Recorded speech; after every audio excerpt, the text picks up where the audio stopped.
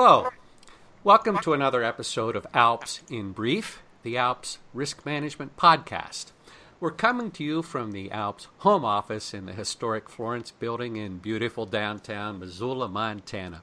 I am Mark Bassingthwaighte, the ALPS Risk Manager, and I have the pleasure today of sitting down with Jordan Couch. And Jordan is an attorney and cultural ambassador at Palace Law.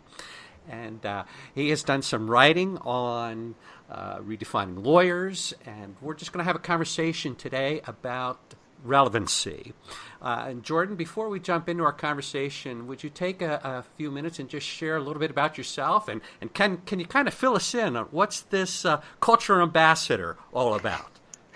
Yeah, so I actually grew up out in eastern Montana, so part of me wishes I was in Missoula right now. But I'm a plaintiff's workers' compensation and personal injury attorney out in Tacoma, Washington these days.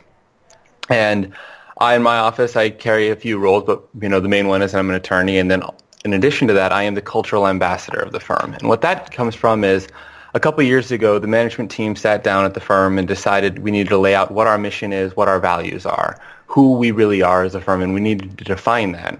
So, our mission is to help the injured in every community, and we have a list of 7 core values that we think help us do that. My job is to make sure that we are living up to that as a firm and that we are promoting ourselves based on that and kind of conversing about that, because it's one thing to define your values and your mission, it's another to live them. And so my job comes from everything from talking about it to others to making sure that when we hire people on, they're people that share our values and are going to stay with us because they believe in those values. And also encouraging conversation around it in the office. We have monthly values that we kind of focus on. We talk about them and share stories about them. And then I'm also around encouraging people whenever they want to try something new in the office or pitch a case to take or a new idea for the office. I tell them, make sure you put it in terms of these values and sell that to the team and talk about it that way and have it be a part of our everyday life instead of something that we define and set aside. So that's that job. Yeah, no, I really like that. It's it's a tangent here for a moment, but you find businesses of all types, to include law firms, but just sitting down and talking about vision statements and all these kinds of things. And it's one thing to kind of do the preliminary work of defining who you want to be. And it's another thing to walk the walk consistently day after day throughout the year after year. And boy, I love that. That's a great idea. Yeah, it's a unique position and it's taken some trial and error, but we're making new efforts on it. We constantly try it and we have to, find ways to encourage people to talk about it every day. Yes. So we have big posters around the office too that talk about the values and are posted up everywhere, so you can't walk into the office without seeing them, and our clients see them the second they walk into our office too. Very good, very good. One of my interests in again, having this discussion, I do over the years quite a bit of CLEs and a lot of consulting, but in a number of the CLE programs we do, and we tend to focus on risk management, malpractice avoidance, ethics, that kind of thing. But in recent years, I've been setting up some hypos and just talking about changes in the law. And I find it interesting when I talk about the rise of AVO Advisor as an example, or LegalZoom. You see so many lawyers really starting to get, I don't know if it's threatened or upset. And to my surprise, one of the comments that keeps coming up over and over again, these lawyers get up and they'll say, because we're on a panel typically with bar counsel or ethics counsel, this kind of thing, and they'll start yelling at the bar, "It's your job to fix this, to do something. It's the unauthorized practice law. Go out and make these entities go away." And we all sit here kind of, it's not the role of the bar to do that, obviously. But we sit here and say, these guys just aren't getting it. Law is changing and evolving very, very rapidly. Now, I'm not here to say that's a good or a bad thing, although I have my opinions about it. But I sit and say these guys that have these kinds of opinions, from my perspective, seem to just not understand. And I understand that they're frightened by it, but they don't see how they fit in going forward. And so the answer is to bury their head and tell others to try to make this go away. And you and I both know that just isn't going to happen. So sort of with that premise, speaking to the solo small firm lawyers in particular, What thoughts do you have about how to stay relevant? What does it look like? You've been referred to as a lawyer futurist as well, and can you kind of start to navigate this direction for us? Yeah, so there's a lot there to talk about. I always begin with telling lawyers that at the end of the day, right now, we are bad at what we do. Because you ask lawyers, and I've done surveys, what do you do? And they say, oh, we're protectors, and we're problem solvers, and we're helpers. But over 75% of legal needs go unmet. Now, not only is that kind of a shame and a stain on our profession, yeah, but at the same time, that's a huge market that is untapped. Those are people out there that have legal needs that, want us to do the things that people pay us to do, and we're not doing it. Mm-hmm. And so I think solo and small firms especially are in a good opportunity because they're flexible. That's part of why I like working in a smaller firm. We can go after that marketplace. And so instead of seeing Avo and LegalZoom as competitors, think of them as people with really good ideas we should steal from and then go after that same market because at the end of the day, they're not going after the clients that we fight over. Most law firms fight over 10% of the clients. The rest of us fight over the other 15% of the clients. And then 75% is just out there waiting for someone. And they're not people that can't afford an attorney. I do contingency work. Everyone can afford me. But there are legal needs that just tend to go unmet. So, the first thing I always tell people is this is opportunity.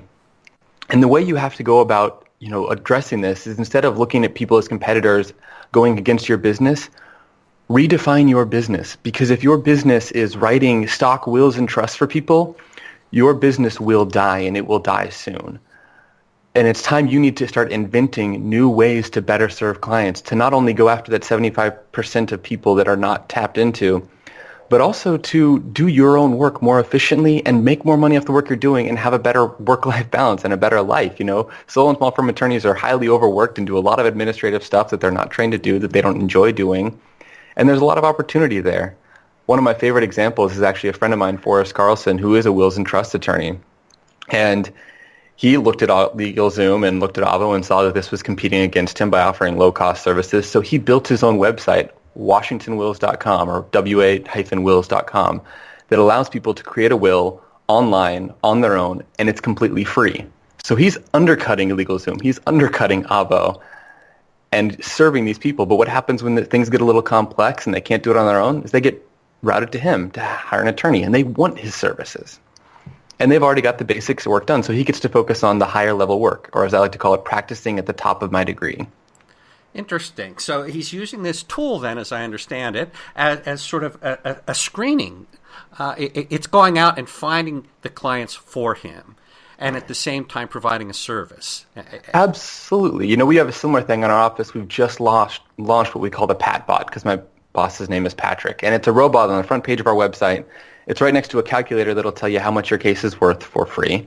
And then it's this robot that'll look through your case and talk to you about it and tell you, where your case is, what steps you need to take, because it gives us more informed customers coming to us. Well, some people will look at that and say, oh, I can do all of those things, and they'll go and do it. And those are the clients we don't want in the first place, because they'd be mad at us at the end and saying, well, you didn't do anything. Why am I paying you, right? Right. I could have done this on my own. Now they know exactly what we're going to do, and they know what needs done in their case. And if we can't offer value to them, they're not going to hire us. But if they look at that and say, I want someone else to do this, then they come to hire us, and we get better clients, and we get to focus on the more intricate, interesting legal work. Help me understand how sort of the journey that you guys took. And what I'm trying to understand is, what advice do you have if I'm sitting here saying, okay, I need to be something different, but I'm stuck, in other words. So yeah, what can you share for folks just saying, okay, I kind of get the gist of it, but I have no clue how to move forward here? So first thing is to just stop. And you're going to have to stop and take time and kind of take a leap of faith in this system that it, means something. And where our office began is my boss had been, bar president for a while, and he'd been speaking about these issues. And I had been in law school with some really great mentors that had taught me about these issues in the legal profession and got me looking at this. And, he finished up his term, and a little while later I came into the office, and we had a lot of good, innovative people in the office that supported this idea. And we sat down, and it was just time to say, okay, what do we need to do differently? How can we do things differently? And we decided to take a step back from our work and actually invest time in what needs to be done now. And it takes an initial investment, and it takes looking out there and kind of asking yourself, what am I doing that I don't like doing? What am I doing that I don't need to be doing? What are the things I like least in the day? And we actually did surveys in our office asking the entire staff, what don't you like about your job? What is your biggest hindrances? And start by identifying those. And as you start listing those out, ask yourself, well, do I have to keep doing that? Can I outsource this? Can I automate this? And that's just a beginning of it, right? Of looking at just the things you don't like. And then there are a lot of things that can be done about this. And, there are a lot of processes that can be learned on, design thinking, where you start focusing on what your clients need and trying to get their perspective and getting them involved in the process. But it really begins with just sitting down and taking time to think and taking time to act creatively and practice creativity. There are a lot of books on how to kind of train yourself to be creative, and I taught a CLE where we talked about that a little bit. But there are little things like just practice coming up with crazy ideas, like, what would be a really weird practice area? Like, what if I wanted to be a food lawyer? Or what if I wanted to, go out and invent, the next LegalZoom, right? Just come up with these crazy ideas, or have a robot that would answer all of my clients' questions, right? Right. And some of them will be impossible, but some of them will start to turn into really good ideas and, can be developed. And don't be afraid to test things. I think one of the biggest hindrances that lawyers face is they're afraid of failure. And at the end of the day, as long as you are afraid of failure, you will never innovate. Yeah. Because you have to be open to it and recognize it. Because what happens if you're not open to failure is you don't catch on to it quickly enough because you don't want to admit that you failed. Whereas in our office, our goal is to fail as fast as possible, right? So if this isn't working, we want to identify it right away so we can adjust and try something different. And we do that a lot. And, I'll give one example on that. We spent a lot of time trying to kind of get our clients, to call us less, because that was a big hindrance we noticed in our surveys. There's just lots of client calls coming in. And we thought, what if we made it easier for them to communicate with us? So we've spent a lot of effort into systems that allowed them to have a portal to communicate with us, email, phone calls, letters. We allowed them to text us and made it easier for that to happen. And we did all this work, and calls didn't go down at all. We're thinking, okay, what's wrong here? So then we went back to our clients, kind of ask them as part of the design thinking process, like, why are you calling so much? And we started looking at it, and we realized what they're calling is they're afraid of things. They're on workers' compensation. They want to know when their check is coming in. And that's every 2 weeks. And so they're calling every day, check every 2 weeks, right? Is my check here? Is my check here? And we thought, well, why don't we just tell them when it's here? So we took the tools we built in that whole project that was something of a failure and kind of rehabbed them into a system. And now our clients get automatic notifications of updates in their case. And those calls went down a lot quickly. Yeah. Interesting. What I hear is, I really like this because we're talking about redesigning the entire delivery system as opposed to, can I get a new computer and some new software and try to be a little more efficient? This is not... throwing a little money and trying to create, and there's nothing wrong with creating efficiencies. But what I'm hearing is we're really talking about total redesign and questioning and challenging our own assumptions about how law should be delivered, how these legal services should be delivered. I really like that. Can I also have you comment a little bit? I noted in your article you were talking about, and you mentioned this earlier, this 25% is, that is the traditional client base we are all competing over. And you have kind of looked at and talked about collaborative efforts here. Can you kind of explain where you're going with that? Yeah, there's a couple things to say on that. So one is, you talked about kind of redesigning it. I like to talk about this concept called reframing, which is a new method of problem solving. So, most lawyers, the older model was, you have this problem, you apply this solution, and it's the solution your dad applied when he was a lawyer, right? And it goes back and back. And now you've got the more innovative attorneys out there that are applying, like, what different solutions can I have to this problem? Reframing is about taking a step back further than that and saying, am I solving the right problem? If you look at, in the legal news study in Washington, low-income families had on average more than 9 legal problems in a given year. Solving those problems doesn't solve anything. You have to step back and say, what's really going on here, and really investigate what's happening. And it's hard to do that as an attorney. And that's one way that collaboration really comes in and is important. You have to bring in outside people to work with things on you. So in our office, we have a project manager whose job is just to find ways for us to do things better. She has legal experience in that she's been in our office for a while, but she has no legal training. She's not a paralegal. She is just someone who is in charge of projects. And she runs a team that brings in stakeholders from around the office, from different departments, to try to find better ways to do things, because it's really hard as a lawyer to think of something new. We've gone to law school for 3 years. We've had internships. We've trained on this old model, and to come up with new ideas is cognitively almost impossible in some ways. But if you have someone come in who has no training in this and says, wait, why are you doing this? It gets a lot easier. And so there's that collaboration. It also, collaborating with lawyers outside of your community. There is a growing movement of phenomenal attorneys all over this country and out of the country that are doing amazing things, little things just in their office that can make a big impact if they become, more broadly accepted. And the nice thing about this is they're not competitive people. I think those who have, in this community have realized that a rising tide raises all ships, right? We all work together on this. And I've found, I've been traveling around the country a lot over the last year and meeting with people, and everyone I meet with has been phenomenal. And we work together on projects, and we find ways to make all of us have a better relationship with our clients, better services for our clients. We share ideas. We work together on things, and in our office, we've worked with, outside partners too. We have, I think, 5 tech companies right now that we're collaborating with.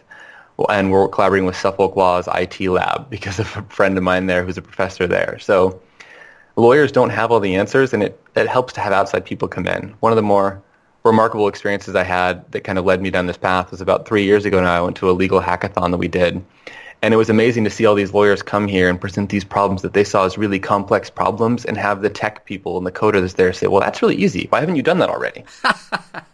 I love it. I'm also, as you're aware, a risk guy and something of a tech. When you think about just your own experiences here, are there I guess some tech tools or risk advice that you might share for people thinking about moving in this kind of direction? I mean, what, so that they don't have to reinvent the wheel. Yeah, one thing I actually like to talk to people a lot in this kind of new future model of legal services is trying to commoditize legal services. Yes. And there's a good reason for that. If you look at the legal system, it's a very unique and bizarre market where everything is based on hours. And so, imagine if you went to Amazon and you bought a package and they charged you for how long it would take them to mail the package to you, and you may or may not get that package. That's the legal system in a nutshell, and it's because lawyers don't know what their services are worth, and that's a problem. And so when I tell people to look at this, I tell them to try to find ways to commoditize, to really define and market, it's not they're hiring this attorney for their expertise, they're hiring this firm to provide the product that this firm provides. And one thing that's really essential for that is having systems in place and definable, measurable systems so that every client comes in and gets service that will be on timelines, that will be on specific things. And that's a huge bonus for risk management because the biggest risk is human error in everything that you do. So if you have, in our office with workers' compensation, we have a lot of issues that have statute of limitations. And we might have, 10, 20 things at a time on my table easily that have statute of limitations that I need to address that could be harmful for my client if I don't. That's a lot for a human being to manage. And, we have it documented. We used to have it documented, written down in multiple places, and there was human checks and, a lot of room for errors, and that's bad. Because the more humans touching a system, the more room for error there is. So now we created actually automated systems for all of that, for all of our kind of regulatory stuff, so that every time a letter comes in that we have to respond to within a certain timeline, it automatically creates tasks in our practice management system, which is Clio. It automatically creates cards on our workflow system, which is Trello, which is kind of a visual workflow system. And it automatically notifies us of all this and creates like notifications with deadlines attached to them so we can see the deadline coming up. And this is all automated so that we don't have to worry about, did this person enter the wrong date here or the wrong date here? Everything's done automatically. And, there are human checks on that because you don't want to get rid of humans entirely and just trust machines, but it's all automated for us. And that allows us to provide a better, more safe system for our clients where they can know that we are on top of everything that comes through to us. And we do the same for just staying on top of cases. We have technology-aided, systems for our file review process to go over all of our cases to make sure we're managing them on a regular timeline. And the technology really helps with that. And it, again, started looking at, what are the things we hated doing. And a lot of people said, well, all this manual, data entry, I really hate doing that. And thought, well, that's an easy thing to automate. So I call it being, a tech-enabled lawyer. Yeah, yeah. Do you think, sort of a final question from myself, and I'll give you a second if you have any closing thoughts, excuse me. There are a lot of lawyers out there that I have worked with that are what I would describe perhaps as mid-career or a little bit further beyond, as opposed to the millennials just starting out in so many ways. When you think about all that you're talking about here, are these opportunities really limited to the millennial group, or if I'm in my 40s or 50s, can I still do this? If I'm somebody who's not highly trained with tech and comfortable, do you have any thoughts about that? Because I do see at times that lawyers just say, I don't understand any of this. So it takes a little more work. I think, although I know millennials that are not good at this, but I think millennials are a little better poised for this, growing up kind of in this tech generation and being taught to kind of question some of these ways that the legal profession has worked before. But, my boss is in his 40s or 50s. I can't remember which for sure. And he does this. And what it takes is not necessarily having all the skills to do it, but having the knowledge to say, I need to do something differently. Yes. What can I do differently? And then going out to find people, because at the end of the day, you don't have to be the expert on all these things. And, there are some who disagree with me on this, but I don't think every lawyer should learn how to code. I don't think lawyers need to have all these skills. They just need to have a baseline such that they can get into a situation and know who they need to talk to and how to find the experts. So, we have a big data analytics project in our office that we've been working on for a while. It's been kind of a pipe dream of mine. And I was lucky enough to make some friends at Suffolk who I, of course, couldn't do all the coding and build the algorithms for this, but they could. And, they said, well, can we do this as part of our class, as part of our education for my students? And I was, of course, happy to say, yes, you want to do my work for me. That's a pretty good deal. So, and we've kind of built in that partnership just because they have the skills that I don't have. We have people in our office whose jobs is just working with tech and working with client relationships, things that are not legal because those are the things we don't know. And I'd say, a simple analogy that I think attorneys will understand a little better is how many of you run your own marketing campaigns versus hire someone to consult with you on marketing a little bit? Yes. Tech is no different. Or how many of you have accountants that you go to, right? Tech is no different than that. It seems different because it's scary and it's new, and I understand that fear, but at the end of the day, if you can hire an accountant, you can hire a tech expert to come in and help you. And if they can't demonstrate the value to you, then it's not the right expert. Mm-hmm. That's an important takeaway for me. Because I do think lots of lawyers that have not quite grown up in the way that my own children, I'm in my late 50s now, in terms of our children's generation, computers are a very different thing. And I do feel, lawyers, we are taught to problem solve and to be creative, some of us anyway, and so to have the ability or to have to take the leap of faith that you don't have to be a computer whiz kid to do this stuff. It's about having the idea, that's what I'm hearing, and then finding the right people to help you make that idea a reality through testing and talking to your clients, and But I like that. It's a hopeful thing to me. Do you have any final comments you'd like to share before we wrap up? I don't think I said it yet, but there's one other thing that I think is important to this as well, yes, is having a culture, because sometimes I meet attorneys and one attorney will say, yeah, I really love this idea, but, I don't know how to convince the other partners in my office, or I don't think my staff would get on board with this. Oh, good point. And I mentioned earlier, you have to demonstrate the value to people. So, if you can't go to them and say, here's the time you're saving, here's the value you're getting out of this project, you're never going to get buy-in. And people always ask me, how do I convince people to do this? Don't convince anyone, because if you're convincing, you're starting off on the wrong foot. Show them the value. Build a culture around this where people can communicate with each other and work together on things so that you see, the issues as they arise. And if you have to be convincing people rather than, them coming to it because they see the value of it, then it's not going to work. And it takes buy-in from teams. So one really helpful way to do that is go out to them and you really do just ask them, like, what don't you like? What do you wish you didn't have to do every day? What do you wish was easier for you? How can I make that happen? Because if you get that kind of buy-in or people feel ownership of it, they really take to it and they really get excited about it. And we have, the first of our core values, although I wouldn't say that any is more important than others, is being creative, innovative, and adaptable. And that's really important in client service because if you're going to be asked, why should this client hire you instead of the other 15 firms in the area that do the exact same type of law, I would like to tell my clients, everyone else cares, everyone else does these things, but I'm going to provide a team of creative, innovative, adaptive people who are going to invent new ways to better serve you. Yeah, that's an important point. Thank you for sharing that. We are out of time. I would like to say thanks to Jordan. It really has been a pleasure. I've enjoyed our conversation today. To our listeners, I hope you found something of value out of the conversation. And if in future any of you have any ideas for a topic, or if you have questions or concerns you'd like to see addressed in one of these podcasts, please don't hesitate to reach out to me at mbass@alpsnet.com. Thanks for listening. Bye-bye.